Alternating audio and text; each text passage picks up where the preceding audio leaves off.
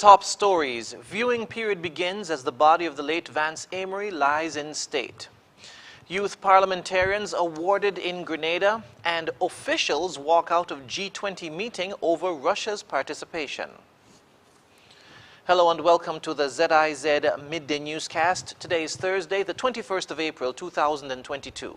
I'm Jason Davis. Nationally, today is the first of 2 days where the body of the late Ambassador, His Excellency Vance Amory, will lie in state at government headquarters. Covered in the national flag, the casket is located on the second floor. On Thursday, 9 to 9:30 a.m. was reserved as a time of viewing dedicated to cabinet members, other parliamentarians, and various dignitaries. Among the first to view the body and pay their respects on Thursday morning was national hero and former Prime Minister Sir Kennedy Simmons. A book of condolence was also placed nearby for persons to express their sympathies to the family. The body will lie in state in St. Kitts until Friday evening. It will then be moved to Nevis for a similar procedure next week. The state funeral of the late Ambassador Vance Amory is scheduled for Saturday, April 30 at the El Camino Willett Park.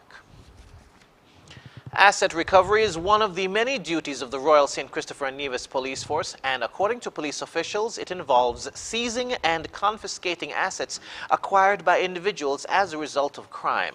During ZIZ Radio's program Policing With You on Thursday, Director of the Asset Recovery Unit of the Regional Security System, Grenville Williams, outlined the roles of the Asset Recovery Unit. The Asset Recovery Unit forms part of the RSS. In our region, we are expected to implement measures to combat money laundering, combat terrorist financing, as well as proliferation financing. Those are based on the FATF 40 recommendations. In each jurisdiction, we do have institutions, whether it's an FIU, a white collar crime unit, a police department, that address these issues.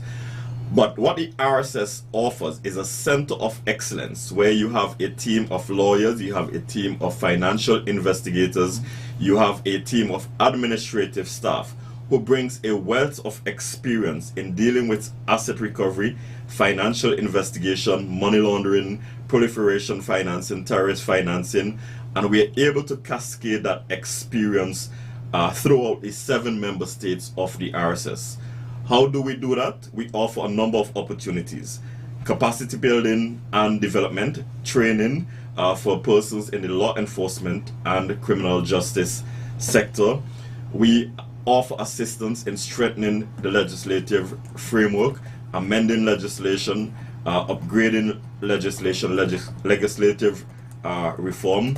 We also offer opportunities for persons to be seconded to the RSS Asset Recovery Unit, where they can sharpen their skills and gather experience from the 7 member states. Williams and Regional Financial Investigation Advisor Sergeant Randy Alexander are on island conducting a workshop on confiscating the proceeds of crime. Environmental Education Officer in the Ministry of Environment and Cooperatives, Darion Mead, is in Santiago, Chile, representing the Federation at the first meeting of the Conference of the Parties to the Escazu Agreement, which runs from April 20 to 22 at the Economic Commission for Latin America and the Caribbean, or ECLAC, headquarters. At the meeting, Mr. Edmead will address the conference, highlighting the Federation's commitment to the Escazu Agreement and its obligations, and how small island developing states can benefit from becoming a party to the treaty.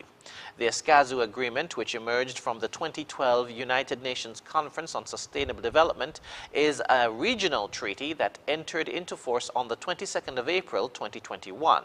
The agreement, which was negotiated by governments of Latin America and the Caribbean, preserves the right of every person of present and future generations to live in a healthy and sustainable environment. This is the region's first environmental treaty and the world's first agreement with provisions on human rights defenders in environmental matters. The agreement sets out to create and strengthen capacities and cooperation, ultimately helping to secure individuals' right to a healthy healthy environment. The first conference of the parties of the Escazu Agreement will concentrate on the 3 articles included in the agreement, namely the rules for the implementation of the agreement, the funding necessary for the function and implementation of the agreement, and the establishment of an implementation and support committee. Moving now to news on the regional scene. Following 1 year of training and parliamentary sittings, youth parliamentarians in Grenada will be officially recognized on Thursday. GBN News reports. On Thursday, youth parliamentarians who served on the parish and national levels will be awarded for their contributions and exemplary performances delivered at the sittings.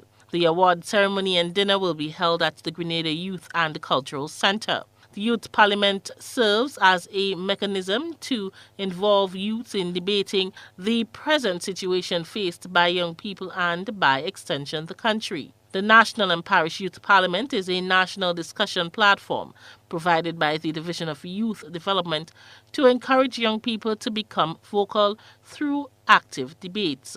Meanwhile, the Division of Youth Development is appealing to people interested in acquiring skills and knowledge about parliamentary procedures and other aspects of Grenada's democratic system to answer the call and become part of the national and parish youth debates.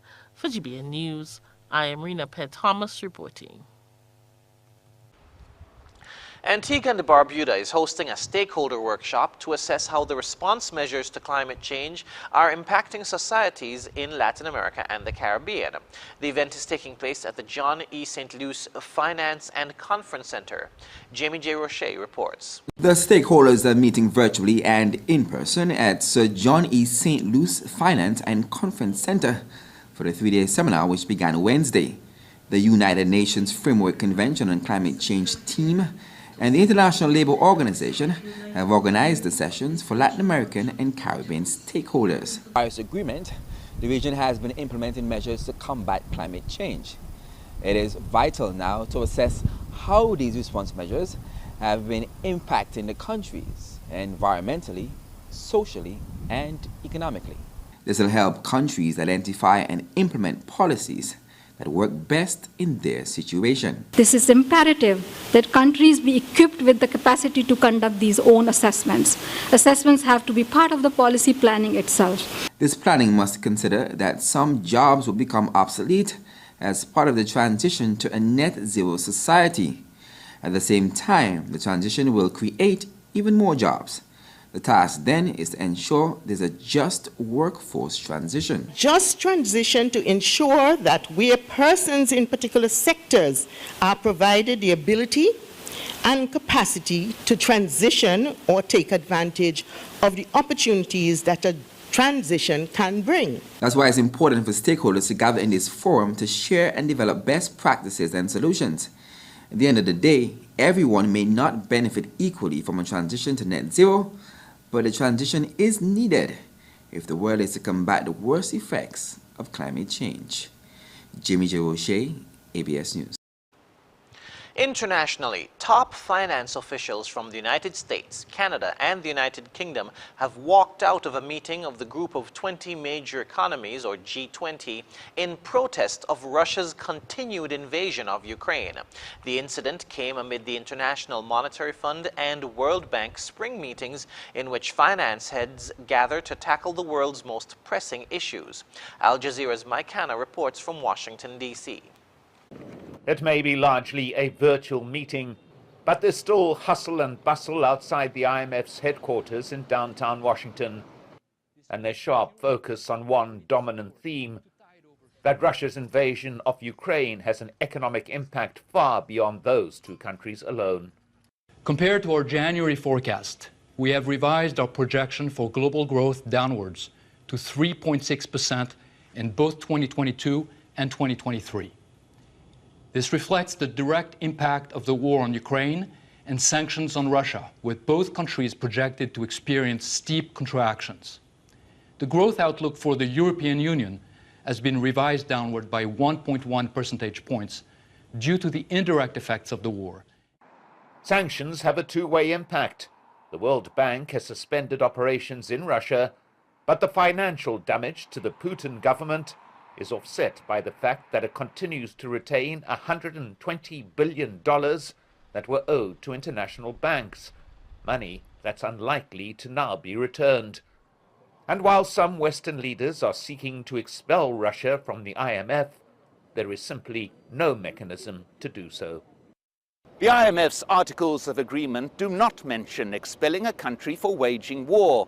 A country can be expelled for falsifying data, or as was the case with then Czechoslovakia in 1954, for not informing the IMF of a change in the exchange rate. But invading a neighboring country is not grounds for expulsion.